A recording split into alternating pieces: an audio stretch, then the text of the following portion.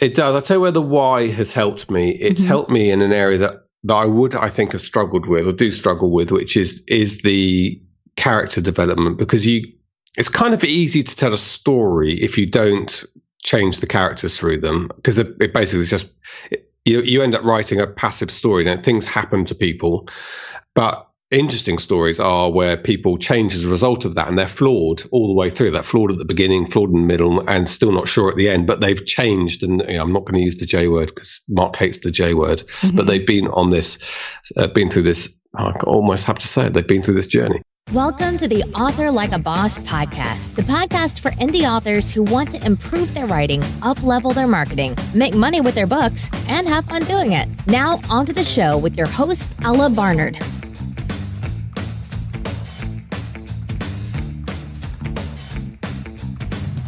Hello, bosses. Hello, everybody. This is Ella, and I am here with James Blatch. Oh my gosh. The one thing I forgot to do was ask how to pronounce your last name. Did I say it right? You said it exactly right. Oh, and it's been pronounced in all sorts of different ways. I was called Mr. Blatch with a P at the weekend, which is not uncommon. But yeah, Mr. Blacks, Blatch is exactly correct. Well done. Awesome. Because I was thought it probably wouldn't sound that great if I tried to make my English accent. No, I want to hear James Blatch. Nope, not as good. I shouldn't do that. It's better than my Idaho accent. I know. Idaho/California/Western US.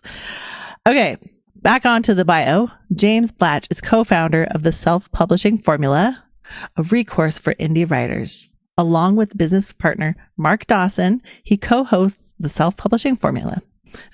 Self-Publishing Show. James was formerly a BBC News reporter and presenter. He's due to publish his debut novel, a Cold War thriller, this year. He lives in Cambridge, in the UK, with his wife, 2 children, 2 dogs, and a cat. Thank you for being here, James. Hey, I'm really excited to be here, Ella. Thank you for having us. Thank you. Yeah, I had read this bio, and now I'm reading it again, and I'm like, oh my gosh, this guy is really pro. He's a BBC News reporter. Well, the whole thing about being a television news reporter is it's basically acting to make it look like you're really intelligent and you know what you're talking about. But secretly, you've just been reading the press association wires and your producers helped you. And then you do a bit of acting. So, don't expect the real thing. It's all act on TV. Okay. So I feel a little bit better about that because there was no production in this at all. So we're both going to be raw. Good. Like the wrestling. Yes, like the wrestling. Okay. So, James, can you tell us a little bit more about yourself and your author journey? My author journey. Well, yes. I mean, I don't know how many people you speak to people who haven't yet published a book, but maybe I'm your first, but as an author. But my journey's been quite public, as you probably know, Eda, because I have been blogging and talking publicly on our self-publishing show for a couple of years about the process of writing my first novel and just at the moment transitioning into the revision phase. Hooray, because I announced last week that I finished the developmental draft, which is the draft that's going to going to become the book. I'm now into the revision process, which I'm also going to talk about and how that's working. And then I'll be talking about how to market a first novel. So it's been a kind of deliberately a public experiment. And it started nothing like that at all. Just started with NaNoWriMo, like lots of people, back in 2010. Sat at my desk at work and just opened a Word document, thought I'm going to do this. And I'd written a little bit. I tried to start a couple of novels in my teens and 20s, but then went into journalism, and that kind of zapped all my creative writing energy went into that, and I just completely forgot about writing a book. Although it's very similar things, really. You're telling stories every day, and I was trying to perfect that art in the different format of a 2-minute news report that's still the same basic thing that you want to do. But it was when I started working with Mark Dawson. So I wrote that NaNoWriMo thing, finished it. It was about 100,000 words, something like that. I was really pleased that I got it done and got the 50,000 words done in that November. Then took several months to sort of finish it off. And it was a mess in terms of its structure, because I had done that thing, which I think is the right thing to do at that stage, which is just to write and not to revise. I didn't go back very much. I just wrote forward. And as I wrote forward, I sort of changed things that meant that things at the beginning needed to be different. And it was so all over the place. By the end of it, I just was so daunted. I didn't know what to do with it. I sort of fiddled with it off and on for a couple of years, but basically it sat in a drawer, gathering dust, as first drafts often do. Then I started working with Mark in 2015, I want to say. Yeah, 2015, I think Mark phoned me up and we started talking about working together. And a year into that relationship, so I guess about 2016, midway through there, he said to me, why don't you get that novel out that he knew I'd started, finish it, and then we'll use that as the kind of example for our 101 course. So first of all, we started with an online course. That was why we were working together, aimed at more advanced, sort of running paid ads to your books. And then we wanted to do a foundation course for people like me at my stage who were getting started, how to start out as an indie author. And Mark very much walks the walk on this. We'll talk about him later, I'm sure. Mm-hmm. And so he encouraged me to get it out. And I couldn't, in the times frame that he sort of gave me, I didn't really do a very good job of finishing it. I basically wrote the whole book again. This time, instead of it being quite long with lots of different characters and offshoots, I had literally no idea what I was doing, writing a book, no idea. I wrote a really thinned down version of it. I think it was about 40,000 words, might even been less than that. And it was the bare bones. It was just what happened every day. And I'd gone too far the other way, I think. An editor did have a look at it and said she liked lots of it, but there were problems, and we talked a lot about character development, etc. And after that then, so the pressure was off because I didn't really have the book done, but we did the 101 course anyway, sort of pretending, or not really pretending. People knew it wasn't a really finished book, but it was good enough to be an example. And then I just had lots of friends in the indie community and lots of supporters. And when I went to conferences and drinks and stuff, people always ask me about the book and they want me to finish it. And it became, I've never been embarrassed about it, and I've never felt under pressure about it. But I have felt lost in the process when I actually sat there in my office with the Word document open, or the Scrivener project open, not really knowing what to do next to fix it, having written it twice. And then on our podcast, I had an interview set up for me. I didn't find her, but somebody set up Jenny Nash, who is a very experienced editor, based in California. And she runs a sort of book coaching company now. So it's called Author Accelerator. And we talked through this, and she talked about, coaching, teaching people basically the fundamentals of storytelling, but instead of doing it in a one-off course or a lecture or an evening class, you were handheld through the process of writing your draft over a 6-month period. And you'd talk about the outline at the beginning, then you'd get going on the scenes, and you'd hand your scenes in every week, and your scenes would come back with notes, and you'd have a discussion if necessary on the phone or Skype type thing. And that basically, got you through the draft process, but with a really polished draft at the end of a sort of developmentally edited draft, if you like, because it's being done as you go along. And I mean, I was just stood there doing this interview with my mouth open. It was like an angel from heaven had stood in front of me and said, well, here's an idea. And I said to Jenny, you're not going to believe, Jenny, she didn't really know who I was, I think, at this stage. And I said, this is so up my street. This is exactly what I need. And it was almost too good to be true. It just fell into my laps. I know it's not for everyone, and it was quite expensive. It was $450 a month for the 6 months. So what's that, 2,000 something odd dollars. But at the end of it, you have this edited draft, and you could think that you'd have to pay for developmental edit anyway.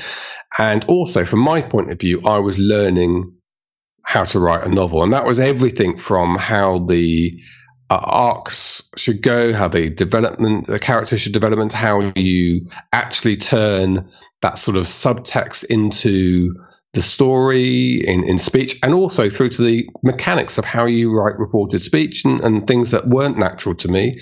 That I did, despite how many books you've read I just didn't really pay attention to how they were actually written. So I was learning all this stuff, and I felt it was really good value for money. And it turned out to be perfect for me. So I actually got another month added on. So we did it over 7 months, starting in September last year.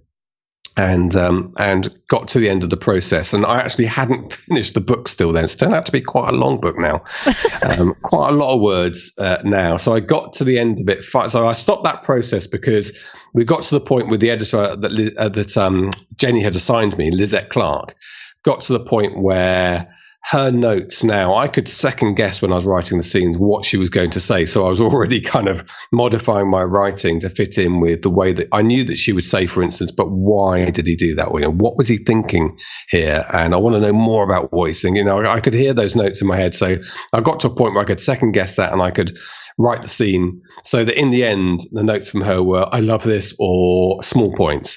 And so we agreed that I wouldn't need that process to finish off the draft. Coincidentally, Lizette left the company about that point. I don't think because of me, but I think it was a coincidence. She was like, yeah, I don't know about this guy.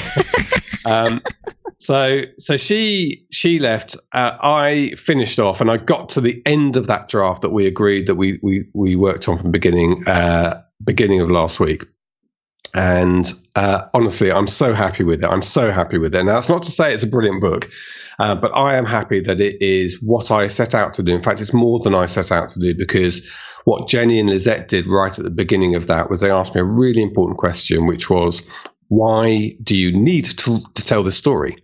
Why do you specifically need to tell this story? And when I answered that, when I wrote my sort of page of answer, it was a very personal, quite an emotional answer that surprised me as to why I was telling this particular story. And that was a real watershed moment for me, because it meant that everything I then wrote in the book, every decision I made about the structure, every decision about the outline and the scenes, was informed by this theme, the reason I was writing it. And that makes the book, A, easier to write because you understand why you're telling the story, and B, I think better and more powerful, hopefully, if I've got any even got a little bit of it right as a story. So that was brilliant. They made a significant change on the structure. So they haven't fundamentally changed the story. That's always been the same. But where I started telling it in the timeline was a lot further on. And after a discussion, they both said immediately to me, there was a backstory to this guy, and when I sort of fleshed it out, they said that was really gripping, the way that you wrote us 2 pages about this guy's backstory. Start the book a lot earlier. So the book is now over a longer time period, but makes more sense, and it's 193,000 words, which I realise is quite a lot of words. But not if you're writing a saga. I noticed it was making me a lot, but unfortunately, I'm not writing a saga. I'm writing a Cold War thriller. So, but you haven't revised yet. I haven't revised yet. So that's the process that started now. And Jenny is very kindly doing that herself. And she's like $3,000 a month to work with, but I'm not paying her. We're going to do this kind of publicly. So I'm quite happy to do this publicly. And she gets an opportunity to show off her revision skills and the company's work that it can do with authors. So it's going to work for both of us, I think. But yeah, so I don't know how many. I mean, Jenny said to me, look, some books are long, some books are short. Don't worry, don't fret about some very distinct number. If it gets below 150,000 words, it's just going to be a longish novel, and that's probably okay. For where it is now, is probably is too long, but I don't think I'm going to get it down to 80,000 words, or the sort of length of a Mark Dawson novel. And it's not 2 books. Everyone says to me, is there 2 books there? It's definitely not 2 books. It's actually, despite it being quite a high word count, it's a very compact story that takes place over just a few days. So yeah. Okay. So I have a few questions for you based off this chunk of information that you've just given us. Sure. But first, so it was a long answer. Congratulations on finishing your first draft. Thank you so much. Yeah. I feel really, really pleased with myself. I mean, I finished, it's actually my 3rd draft. You're right, because you wrote the first one in NaNoWriMo, then you rewrote it, the 40,000 word version. And so that, yes, but none of that's wasted, right? Is it? Because just that writing exercise, and as Mark often quotes that at me, you need to write 1 million words to find your voice. Well, I've written, I reckon, it must be 200. It must be knocking on 300,000 words. Yeah. Yeah. So that's not a bad effort in its own right to help you become a writer, just writing. Mm-hmm. And just to your point of you're the first person on here who's just barely writing, hasn't really published one book. It's you and me. Everybody's been here while I've published, a fiction book. I've now published one fiction short story. Hurrah. Yeah. Okay. That's amazing. Excellent. So it's the two of us who have spent a good amount of time in the industry. And I don't know why you've been in the industry, but I've been in here because I love it. I love the industry and I love books. So I absolutely love it. What I'm curious about that is a few things. There's a few things I want to ask you about. How has being in the industry, but not being a writer, how has that shaped your writing? How has it shaped my writing? I think it's probably had more effect on the way I've gone about writing rather than the writing itself. The writing has been shaped, well, I tell you what, Jenny Nash. By Jenny Nash, without question, more than anything else. But the next thing it's been shaped by is picking up hints and tips and doing interviews with people. And you're going to ask me about my advice. I ask people about their advice. And often people talk about reading. And when you're reading, thinking about the story and how it's been put together and the choices made by the author, which is funny. And I know this from my film days. So I've always loved film. Always watched lots of film. And then in 2006, I started a job which lasted about 7 years where I had to watch films professionally. I watched 3 or 4 films a day for that period for my working life. And I had to analyze the films in that job. And you realize how much you let all this stuff wash over you, which is the point, right, of being in the cinema. It's kind of escapism and you get thrown away in it. And you don't pay attention. Now, you're as a writer or thinking about writing, and lots of people listening to this won't have had that. They would have sat in a cinema and slightly had the experience ruined because they're a writer, because they think about stories. Well, I learned through those 7 years to watch a film and then think about the choices they made and why they made them, and to see where it didn't work, where it often doesn't work. It's difficult to make a really good film, and then to be blown away where it's done so beautifully and so subtly and works well. So that's one piece of advice I think I've got from this community, is to do the same when you're reading, which I didn't do before. I read purely for pleasure, of course, and I still do read for pleasure, but I now do think about the choices that people make, and that's certainly helpful. But I think it's more about my approach to writing, the discipline of writing, of getting word counts done every day, about putting time aside and working in, the tools of the trade. I wouldn't have known about Scrivener had I not been in this community. I wouldn't have known about Pro Writing Aid and quite a few things like that I now use. Although I need to use Pro Writing Aid more, I think. That's something I was thinking today. So yeah, I think that's that. Mm-hmm. Okay. In reference to this example you just gave of having watched films for 7 years, what is a film that you would say a writer could watch and be like, this is just beautiful. I see what they're doing here. When it's done really subtly. I think the film I was most blown away with was Pan's Labyrinth. So that is a film that's multi-layered, and it's ostensibly, on the surface, it's a film that almost makes no sense. The kind of fantastical world this young girl discovers, and it's one that I think stays with you for some time afterwards. You start to work out. You might not even work it out during the film itself. You start to realize that this girl's undergoing a tremendous trauma at the time, and this is how she's taken herself away from that. But she doesn't take herself away to a nice place. She confronts this devil, and I think that's so well done, so close to the human condition of how we all think and how we do deal with things. So I thought that was really beautifully done. There was another cop film. Now, can I think of its name? Set in LA, not that long ago. Two cops. I was going to give away an ending there, but I mustn't do that. What was it?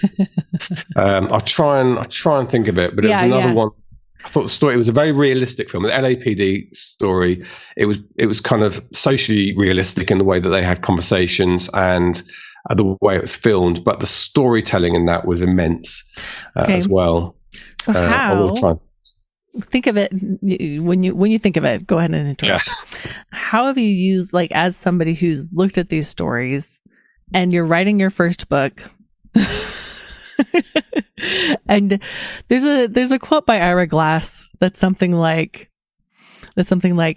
even if you when you first start out, you might have really good taste even if you don't have the skill to do so, like knowing that you might have really good taste even though you don't have the skill to produce the quality that you want because you haven't done it yet, but you have. So how do you take the taste that you've had, the taste that you're like, I know good story, I love this, I love all the layers in the storytelling and the human condition, and how in your first book, this is really unique, have you put that into your story? Yeah, well, I'm certain that I don't know how many books I'm going to write in my life, hopefully more than one, but I'm certain I will go to my grave believing I never got there.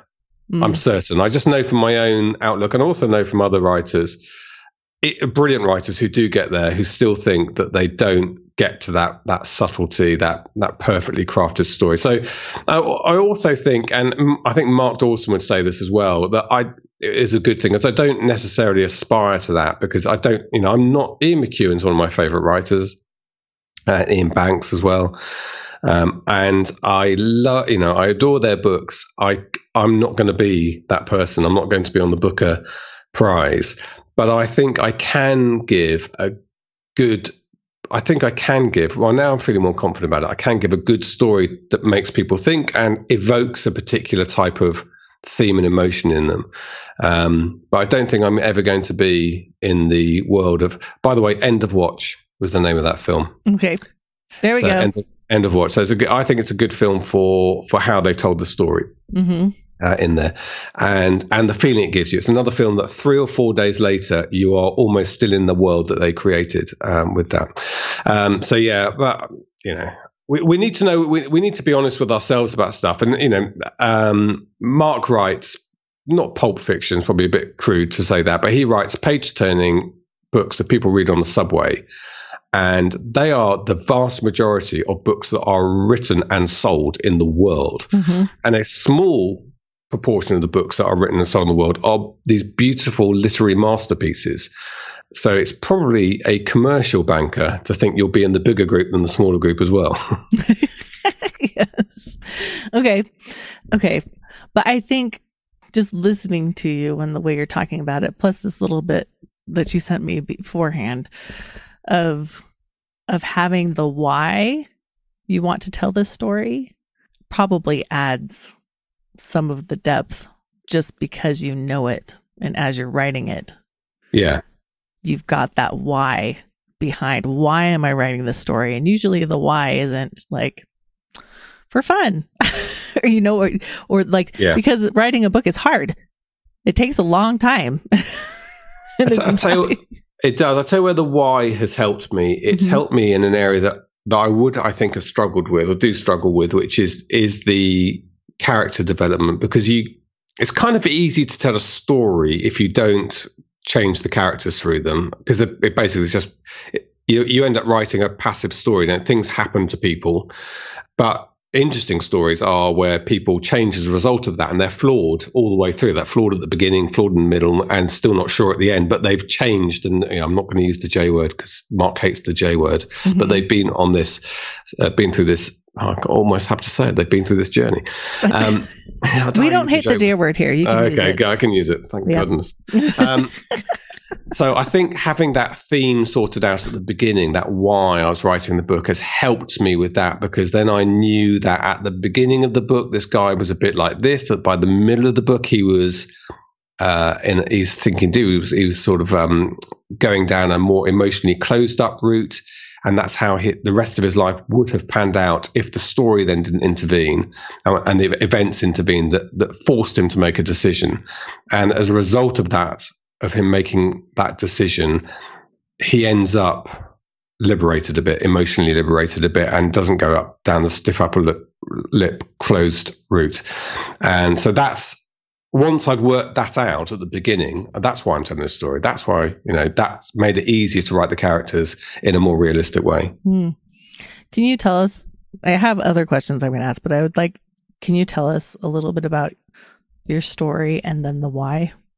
Sure. So the story sort of fell out of me fully formed back on that 1st of November 2010. And it begins with the crash of an aircraft, a Vulcan bomber, which is you can get 6 people in there, but normally fly with that 4 or 5 people. So 2 pilots who sit on ejection seats is quite important to the story. And then 3 or 4 crew below them who sit in the dark and in the event of an accident have to bail out of the bottom of the aircraft, which is a hopeless task. And very commonly, this aircraft would crash with the 2 pilots surviving and the 3 people unfortunately perishing below them. And so that's how this story starts. Now, actually, there's only one survivor, the pilot, and in the back was his best friend. And his best friend dies. This young pilot is a 29-year-old. His best friend starts to give up his secrets from the grave, and he realizes that he was trying to tell him something and he wasn't listening, that there was something wrong in the unit they were working in, and he was working on this. And sort of posthumously, he's accused of being a traitor, but this young pilot realizes he feels guilty for his death because he had a role in the crash. And he realizes the only way he can atone for his guilt is to pick up this crusade that his dead friend was on, that he was ignoring in life. So that's the story. And it unfolds over only a couple of weeks. So the whole action takes place over a couple of weeks. I think it might be 3 weeks now, the new story. And the change that I referred to that Lizette and Jenny made me make at the beginning was, instead of starting with the crash, it starts with the older guy in the back, his first realization there's something wrong, and then his attempts to get his young friend to help him. And his young friend, who starts off, he's a kind of idealistic pilot. Everything's gone well for him in his career. He's suddenly a test pilot, which is like top of the tree, but he's a junior test pilot amongst these legends in the room. And when he first joins the unit, they're good friends and buddies, and this older engineer sort of takes him under his wing.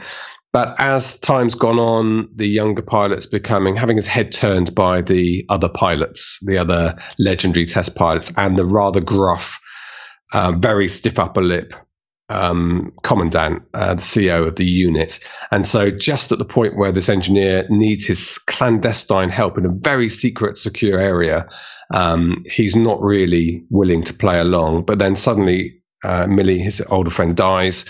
And that's when Rob has this crisis. It's a crisis of, who am I? Why do I want to pretend everything's okay the whole time and put on a show and treat work as everything and my family as secondary, which is what they're trained to do by this commandant, by the CO. He questions all of that and realizes Millie was this warm, friendly man in love with his wife, and he realizes what he really wants in life. But what he really wants at that stage is to atone for his role in Millie's death, which he has to, which suddenly plunges him into the world of clandestine of work under the noses of the security police. And shenanigans ensue. And shenanigans do ensue. And then, of course, the evil commandant, I don't want to keep calling him commandant, it's a very German word, but the commanding officer, the evil commanding officer starts to work out, he's got everything on his side. Of course, he's in charge of everything. And so he has Millie's reputation dragged through the mud after he's dead when he realizes what he was doing, and then he starts to move in on Rob. And David so Rob and Goliath. Yeah, all of that shenanigans, stuff. Conspiracy. Okay. Very low moments. So you've told us about the story, and I love the way that you presented it, because when you do it with the character arc, we care about it more. Like, I already care about it more, and I don't read military anything. But I'm like, but I do care about that guy. I care about the guy and whether he's going to be able to be able to love his family or not, or, how is he what's going to happen? So what was if you're willing to share, and if you're not, that's totally fine. But what was your why? Yeah, I'm completely willing to share. So my why is that, so my father was an RAF test pilot. This is where it all starts. So my father's an RAF test pilot. He's effectively is the younger character here. So he was in his early 30s, late 20s, early 30s. He was 6.5 years working as a test pilot, having been sort of selected from the squadrons. And, I don't know, I know a bit. As you get older, you become more interested in who your parents are, right? And you also become more interested in who you are as a result of your parents. And my dad is the least demonstrative father you could possibly have. I love him. Obviously, I love him. He's still alive. He's 88, lives down the road from me. But he's never hugged. He's never said, I love you. Conversations are stilted and difficult. And that's just kind of who he is. And I remember my mum, when she was alive, saying that even in their early days of marriage, or in their marriage, she would sort of scream at him sometimes to say, even if you say, I hate you, say something. And he would just not really want to get involved in the discussions and the arguments. And he was closed up. Now, a little bit of background to him is his father was in the First World War trenches. His father was in the British Army from 1906, something like that, and was a corporal at the outbreak of the First World War in 1914, and eventually injured out in 1917. But he spent 4 years in that absolute bloody quagmire in northern France and Belgium. And he came back apparently like that, an undemonstrative person who was gruff and angry a lot of the time. Now, we now know that's classic symptoms of PTSD. Mm-hmm. Not known at the time, sort of written off. That generation was basically written off. And my father was brought up in that environment. And then he had friends killed very suddenly throughout his RAF career. It was a pretty dangerous time to be an RAF pilot, a horrendous accident rate in the 50s and 60s. And one by one, all those events closed him off. And so by the time I was around, there was no real father to show me how to love or be loved, which sounds like a bit of a sob story. And I just say it matter of factly. And I'm not the only person in the world. In fact, when I tell this story, people often say to me, "Hey, dude, that's my dad too." So I was just about to say, hey, it's not that difficult. Yeah, it's a common story. Yeah, which makes it a good book. Yeah, well, hopefully. So why do I need to tell the story? Because this is almost a fantasy story for people like us in this position, where your father is going down that route, but they have a choice to make because an event happens that forces them at an early stage, before it's too late, to choose another route. And it is a fantasy because life's not as simple as that.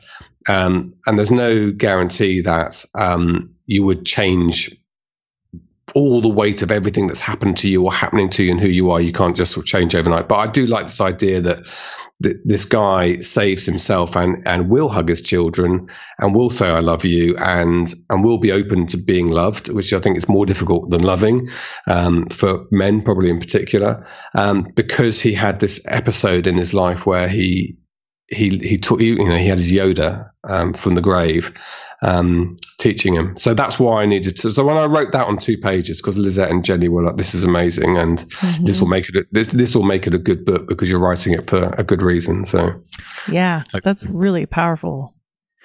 This is very powerful. I really appreciate you sharing that, because it's right. The other thing that I think is that helps in writing and marketing is allowing yourself to be vulnerable. Yeah. Because that's what people connect with, is when you expose your heart.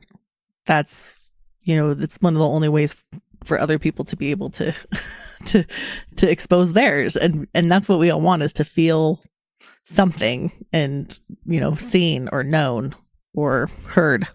So I think that's really beautiful. Thank you. Yeah, I agree completely.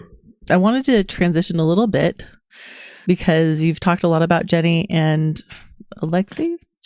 Lizette, sorry. I'm like, I didn't write it down. I should have written it down, but she's not there anymore anyway. It's your fault, James. Yeah. She's still around. She's just not working with Jenny at the moment. Just kidding. Yeah. Okay. I'd say that just on a side note. So you say about, I don't normally read military thrillers. So what's interesting for me is Lizette is Barbadian by birth, and she was delighted when I put some cricket references in there and mentioned a famous Barbadian cricketer who was doing well in the 60s, and I sort of happened to mention him, and she was, oh my God. So she's American now, and as far removed as you could possibly imagine from a British RAF book in the 1960s, and yet she was all over this, and I think thanks to her, this will be a book that I think can be read by anyone with a passing interest in humans. It's a book that anyway. I'm not right. There's lots of books in this genre that are full of technical They almost need a glossary at the back, and they're there to be very realistic about what it's like to fly a plane. This is not that book. This is a book about people, hopefully, and that's because of Lizette. In a military setting, a book about people in a military setting. But it's the same story, right? You know, Star Wars or anything else. It doesn't matter where you set it. It's the same story. Yeah. I think you're probably right, because I'm interested as well. And like I said, I don't really read military fiction. It's not my go-to, because I can't be guaranteed that it's going to be about a story about people in a military setting. No. And there's so many books to read.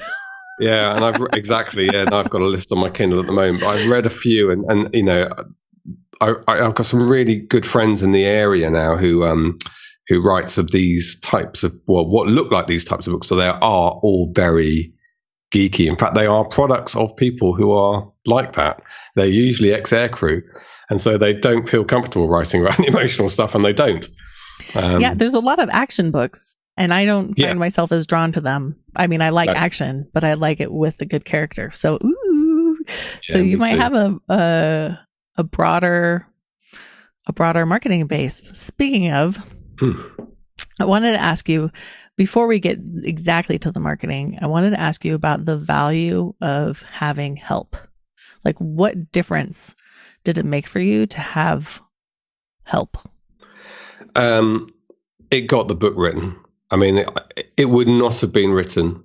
I don't think I would have got to, I definitely wouldn't have got anywhere close to the quality of what it is and the way forward it is now, the advanced state. I don't even know if I would have got the draft done. I think I still would probably be prevaricating and having endless conversations with other authors, trying to distill some clues from them as to how you write a book. I needed professional help. And, if you compare it to almost anything else, in fact, let's use aviation. I think I've used this example once. I was thinking about it, is that it's an odd way that people write books. They lock themselves away by themselves. They write a book without anybody seeing any of it. When it's written for the first time, and it's not an easy thing to write a 100,000 word book, for the first time, they then give it to somebody and say, will you represent me, or will you publish this book? And then they look at it and they think, well, we were looking for these books 5 years ago, we're not looking for them now, or whatever, because you don't really put your head up and do any kind of research. Now, imagine any other profession in the world, I dare you, and that works like that. I mean, nobody, a pilot doesn't get into an aeroplane and play about with it for a year, trying to get it off the ground, and then turn up at the airline and say, can I fly your planes now? Mm-hmm. They get professional help right from the beginning, and they'll do 5 hours on the ground before they're even allowed near the airplane. Of course, that's the correct way to do it. That's the correct way to do any profession. And if you're going to become a carpenter, you're going to work alongside somebody who's going to teach you. But writing does seem to be this one thing that's slightly done in the dark, or the by arts, yourself. Arts in general. Do you like music? Yeah. But music tend to be in bigger groups. I mean, that's true. You can just be by yourself in your room, but it's nothing quite like the solitude of a writer. I agree. Maybe painting is the other one. If it were to be some, it would be the creative arts. And there's kind of, I think, and let me know if you agree, if there's a little bit of a stigma around getting help with something that's creative, because maybe that makes it not as creative. In some, the stigma about that. I think some people are scared of it hurting what they've got creatively, of it changing them and it no longer being theirs, which I think is silly, because what Lizette and Jenny have done, they brought out from me my ability to tell a story, and they've allowed me to craft that. They haven't changed anything, they haven't diminished me in any way. But I think some people do think it would change. I mean, particularly if they've been successful to this point, or they've got several books out that people like, even if they've not been very commercially successful and they want to be more commercially successful. I think they worry that the magic sauce that they can't really put their finger on might be ruined if it's tampered with. I think that's certainly the case. Mm-hmm. I think so too. And I would say to those people that it's okay to get help. Yeah. Especially when the result is that you move that much closer to completing, to completing your dream, like finishing your book, putting it up for pre-order, actually publishing it. And I think this is a growing area now. I think Jenny's right at the right place at the right time. I'm their biggest. I have no commercial relationship with Jenny. It sounds I'm the biggest fan they have. Now I'm hoping to have a commercial relationship with her. We are now currently talking about doing something on the revision process, which I think will be an excellent thing for SPF and her to collaborate on. But I'm a big fan of theirs. But they're not the only book coaches in the world. And if you listen to Sean Coyne, for instance, he basically is book coaching and has a methodology, a quite sort of formatted one, but nonetheless teaches people how to construct and how to tell their stories. And I think this is a growing area for the indie world, for people who want to write novels and are going to be open for that level of instruction at the beginning. I think this is only going one way. I agree. That's why I'm in it. Yeah.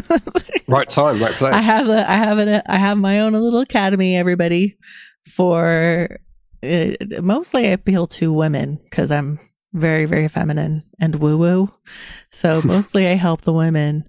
I really do a lot of hand holding because also I think women have a lot to offer and are more hesitant about valuing themselves and what, just generally, not everybody, but generally.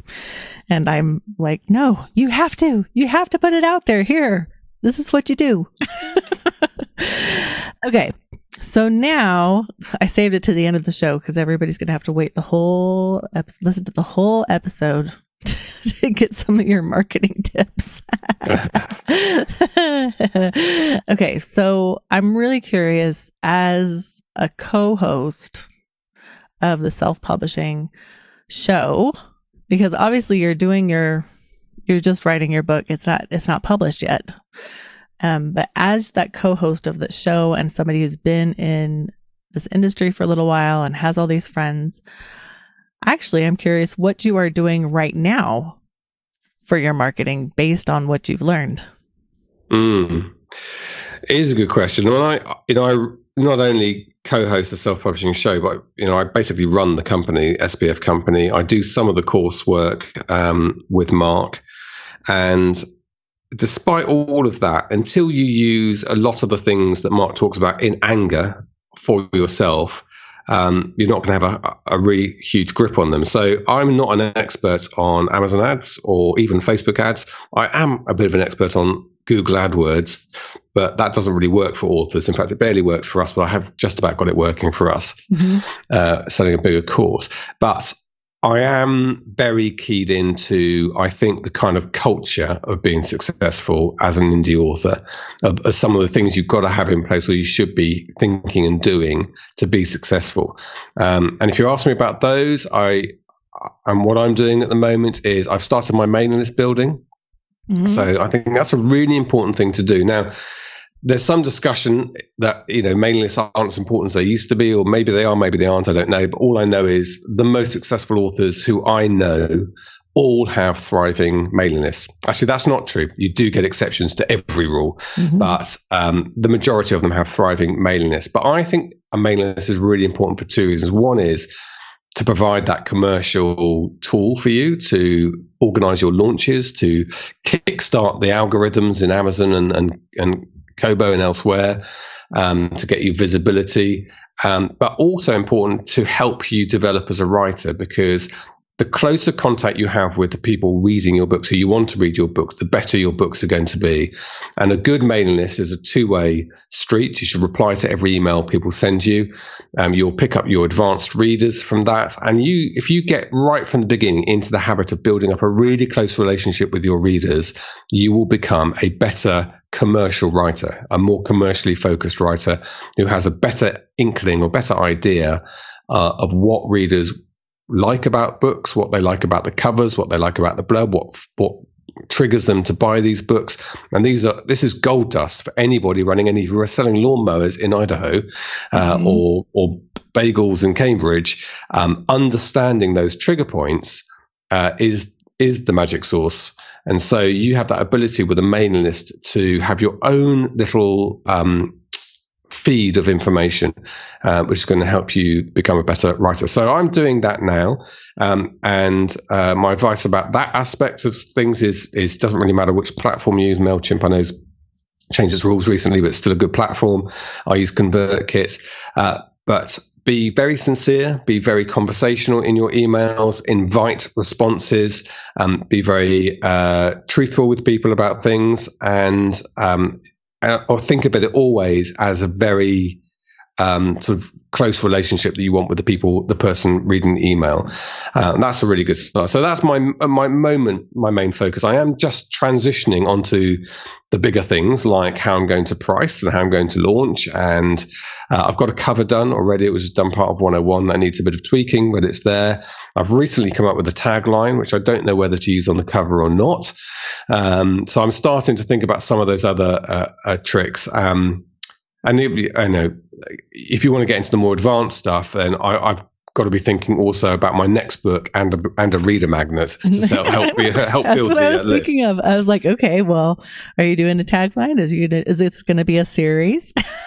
Yeah, exactly. Well, no, the tagline is a standalone tagline. Mm-hmm. I've written the book. I mean, I said to Lizette and Jenny at the beginning I wanted it to be a series, and I wanted the main character. Should he survive? Because we don't know. Well, you don't know, having not read the books. I'm just giving away no spoilers here. But let's say he might survive the book and this very dangerous task he's got at the end of the book. Let's say he survives.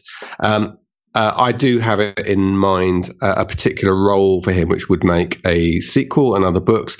But having written the book now, I'm actually thinking about a prequel involving an American exchange pilot who becomes quite a significant character in the book. Something happens to him at Edwards. So, but the other thing I'm thinking, this is completely left field, but is in my mind at the moment is this the book that I needed to write for all the reasons we discussed earlier? And actually, should I now, having sort of learned the mechanics of writing and that I enjoy it and I know how to do the marketing side of it, should I now go to a genre that I enjoy reading and is completely different and start a more commercially orientated series of books? So I read quite a lot of sci-fi, for instance, so that is floating about in my mind that I might just take a complete left turn. So I haven't made a decision on that front yet. I have done a very basic outline of the prequel book for this, but I don't think Cold War military thrillers are a huge commercial area, I have to say.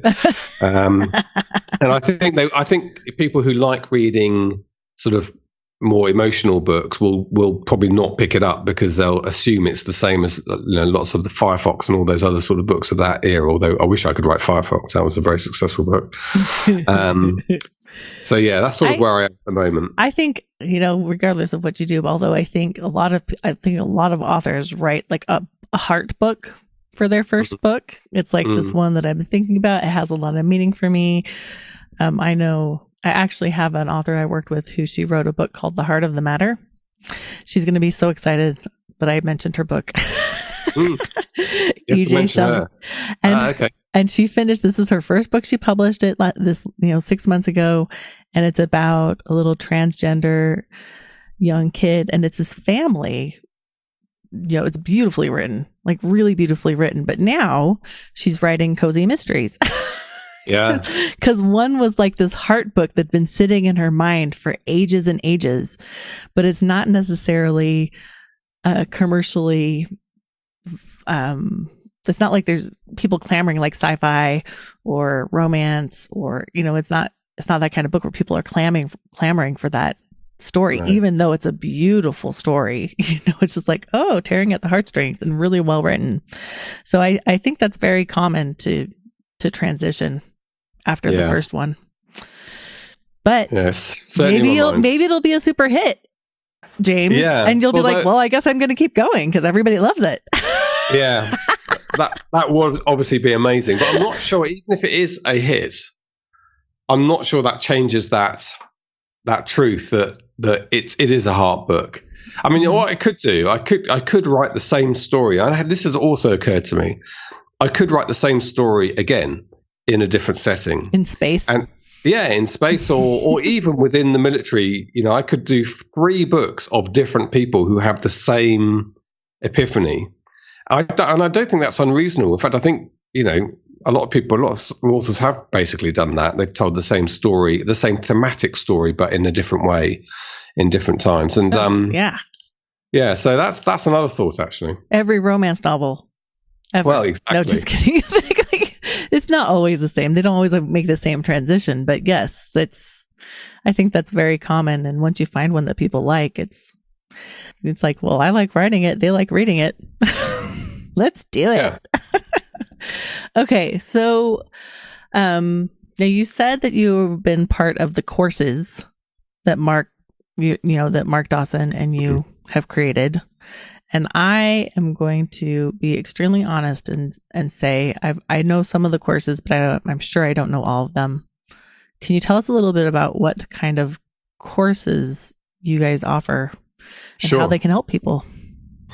Sure, yeah. So we have two. As I say, they came in the wrong order, but I'll talk about them in the right order. The first one is called Self-Publishing 101, and it is what it sounds like. So it's the course and the idea is it doesn't just tell you how to set yourself up as an indie publisher. It tells you how to do it in an optimal way to be commercially successful. This is about making money. So if you write French poetry, which is a wonderful thing to do, and we do get emails from people saying, I'm writing poetry. Mm-hmm. How can I be commercially successful? And Mark always says to them, well, have you thought about truck driving to supplement your poetry writing career? And that's the sort of honest truth. But if you are writing in a genre that, has a likelihood of being commercially successful, then this is a course that you'll benefit from. So it's quite detailed. It's about 25 odd hours now. I think we've just added a bit more material to it. And it goes through all the fundamentals of what sort of website you should have, why you should have a website, why you should have a mailing list, what should be in your mailing list, things that quite granular detail. Mark doesn't assume any knowledge, so you're handheld through the process of doing a lot of things. We have a tech library of how to do the mechanics of it, but even stuff that is not innate to people, which is how to launch a book, so kind of the 100 days strategy leading up to that. So it's very focused on giving your book the best possible visibility and the best chance of sales. Mm-hmm. And then we package that in with a few things, a few other courses that go along with that, all part of it. So Pinterest for authors, so how to set up a Pinterest account. And that's been put together by Pip Reed, who's based in New Zealand. Actually, I think she may have moved to Canada, but they sell books by the thousands based on their Pinterest account, which is amazing. So she tells you how that works. There's Instagram for authors. Instagram's a big platform at the moment. Mm-hmm. And these are not paid ads. This is using those platforms organically. Mm-hmm. We took out Twitter because it doesn't really work for authors in our view. At the moment, yes, long stopped working. And so we actually withdrew the course. We had a Twitter ads for authors. When I first started running Twitter ads for Mark's books, we just about, after really working hard, got some of the campaigns profitable. But then they made some suboptimal changes to the platform, and that was that. And now it's a no hope area now. It's a fun platform. I like Twitter. That's my platform of choice personally, but it's not one commercial. Just have fun on there, but don't expect to make money using it. What else we've got bundled in there? A couple of other things. I think Facebook Live for authors as well. How to use Facebook Live, which is part of that audience engagement thing I was talking about. It's not for everyone, but a very good teacher, Cecilia Mecca, has come in and done that course. So that's the 101 course. Mm-hmm. And with both our main courses, we actually only open them up for registration a couple of times a year. We onboard a few hundred people at a time, and then they're kind of helped through the process. Now, you can do the courses at your own pace. Mm-hmm. So you can subscribe in June and not start them until June the next year or whenever you want. They're just sitting there. But we know that people generally get into them after enrolling, and that means that we're there to help people going through the same stage, more or less. And there's a very, very good Facebook group that goes with it, which is a fantastic place to get a lot of help and to go through it. So we opened up 101 in March, which means it's going to open up again in September. So I'm not sure when this podcast will go, but we're talking 2019 at the moment. And our next course is a more advanced one. So this is for people, I would say, probably got 3 books out. You might have 2 writing your third, but you're at least at that stage. Mm-hmm. And this is really focused on paid ads. Now, paid ads has been the big difference for many, many people. So people like Mark Dawson, of course, himself, who wrote this course, he understands that running paid ads is how you are going to get to the next level and really up your career. Now, he's $1 million a year man now, but he wasn't when I first met him. He was starting to have his first sort of 4-figure months, then it became his first 5-figure months, and now it's becoming his first 6-figure months. But that's all driven by paid advertising. It was 100% Facebook ads when I first met him. It's now 50-50 between Amazon ads and Facebook ads. And one or two other, like BookBub ads is in there as well. So all of that's included in this course. It's all bundled in. So the Facebook ads for authors, Amazon ads for authors, which is being rewritten and re-recorded as I speak, and BookBub ads for authors, which is done by Adam Croft. I mean, that's the course that Shane Silvers is an example of one of our students who was doing a few $100s a month and now does $1 million a year because of Mark's course, simply because of Mark's course. And he's sat down and did an interview with us last September in Florida, and it was amazing to hear his story and his thanks to Mark. And he's one of a number of superstars who've become superstars, and lots of other people people like Maria Lewis in New Orleans who've gone from basically a 9-to-5 job they didn't really want to do to living off their earnings, writing books. So, but there's no, I always have to be careful when I say this. There's no magic button here. You don't just buy the course and press a button and everything works for you. These are people who've followed it in detail, applied it to their good books that people want to read, and it's given them the kind of secret sauce to commercial success. And we've just, in terms of when that's open, so actually where I'm sitting now, we're recording this, we're going to open it next week for 3 weeks, which is June, beginning of June, for 3 weeks, 2019. And that will open again in November 2019. Okay. And in terms of cost, the 101 course is $497, and the more advanced course, Mark Dawson's advertising for authors, is $749, and both of them have a 12-month payment plan, so you can pay per month over 12 months. Right. And of course, a 30-day money-back guarantee. So you can actually, in both cases, you can watch all the course material and decide whether it's for you or not. Which is, I think, just a fair way to do it, particularly when it's a digital product online and it's quite a lot of money. We always want people to only go ahead with it if they feel it's going to be right for them, which, of course, the vast majority of people do. But it's hard to know sometimes until you see it, and you don't know where you're at. Like, there's times when I'm like, I really want this, but I'm not ready yet. Like, I need, like the advanced course, let's say, like, man, I want this so bad, but if I were to go in and look at it, I might be like, for me personally, I'm not there yet. This will be way more valuable in a year or two. Yeah. And it may not be until you get into it that you realize that. And we always say to people, we're happy for them to buy it. You can buy it on the first monthly payment, which is like, $49 for 101, and have a look at it for a month.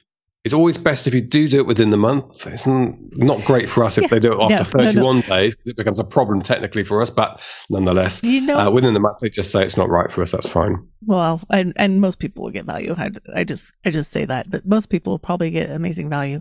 And that's what I love so much about this industry, is that people are so generous. Like the big, people who are professionals, the people who have made a mark already.